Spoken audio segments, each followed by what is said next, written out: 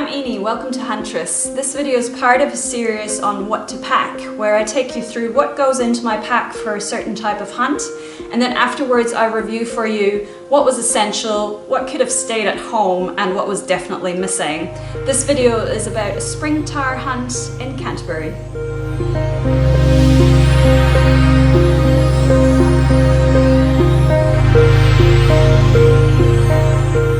Right everyone, I am super excited. I'm going on my first tahr hunt this weekend. It's gonna involve staying at a hut over a long weekend. We're planning 1.5 days of hunting, and we can drive straight up to the hut, so I don't have to be too worried about how much I pack. As this is my first tahr hunt, I'm sure there'll be a lot of learnings to take away with me on what I actually need. I understand you get quite hot by climbing up the hills to where you then sit for a long time in glass. So you do need to have layers, as always, in the New Zealand backcountry, which will allow you to not overheat when you're climbing up hills, but then not freeze to death while you're sitting still for hours glassing. So first of all, I'm taking a 65-litre backpack, which is always packed with a pack liner, even though we're not carrying it through the rain this time around. And then into that, this is what I'm taking to wear on the hunt, based on the weather conditions on the day. I've got my base layer over here, which are usually merinos, long sleeve tops. I've got 1 per day. I'm taking 2. And then a pair of merino bottoms. They should do me for the whole weekend. They can then either be worn underneath shorts if it's really hot, or underneath hunting trousers if it's a bit colder. These are just thin fleecy trousers. They dry really quick. Love these. They have a zip on the side that opens up to a mesh, so if you're overheating you can open those and they allow you to cool down a bit. For my mid layer on the top, I've got a thicker fleece, so that can go on my day pack. Probably won't be wearing that while I'm climbing. It's a quick drying fleece. And then on top of that you can take an insulation layer if it gets really cold. I've got a thin down jacket that packs down into this pouch, packs down really nice and light and small. So again, depending on whether I'll see if I bother throwing that into my day pack or not. At the moment the weather conditions don't look like it, but I'm probably going to take it to the hut with me and see. Over the very top then, you wear your hunting jacket. This is the most likely thing that I'll be taking alongside my base layer and my mid layer. This is wind and rainproof. It's the Swazi jacket that's cut for women. I absolutely love it. It goes all the way over your bum, so it keeps you nice and warm. You don't overheat in it, and it keeps you nice and cozy as soon as it turns nasty. I've also got some over trousers, again just like the insulation layer. I'm not sure yet if I'm going to bother packing these. Really depends on the weather forecast. If there's a lot of rain forecast, I would be taking these. They pack down really small, they're light, and they're rainproof, and they have a long zip on the side so you don't have to take your boots off to pull them over. So they're really handy to have, but depending on weather forecast I may or may not take them with me. Got a belt, because a few things that I will take with me on the hunt won't go in my day pack, they'll go right on my belt.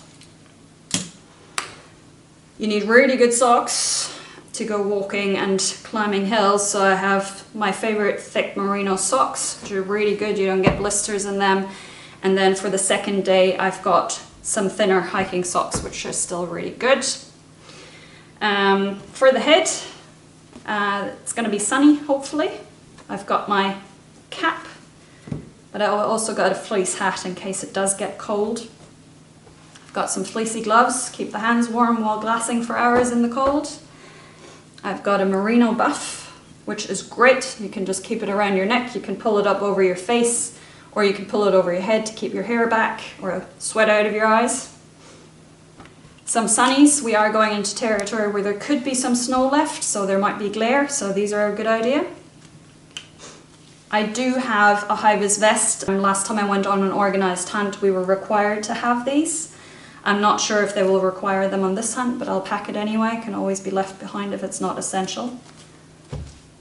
Good idea for safety. and my boots. Really good boots, go over your ankles and have good soles on them.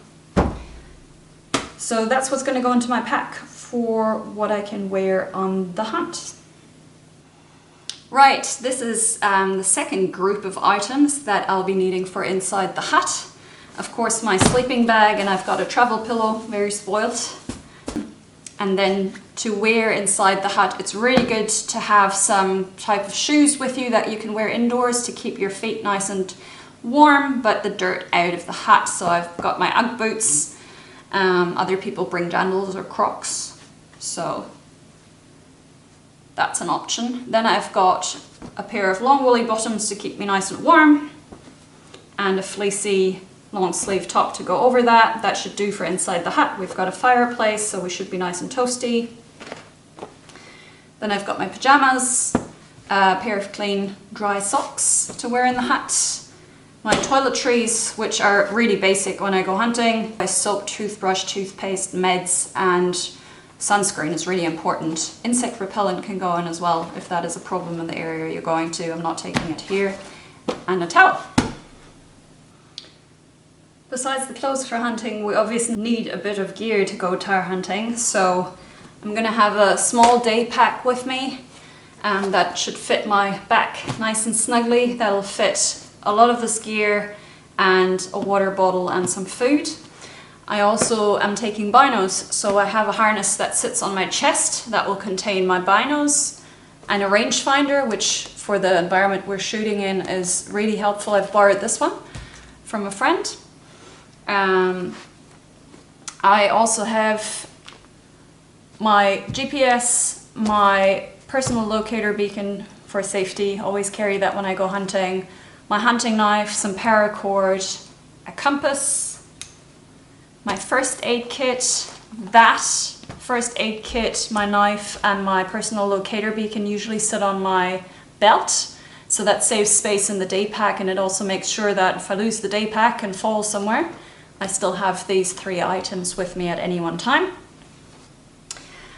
Some toilet paper and soap, always handy when you're out and about for hours.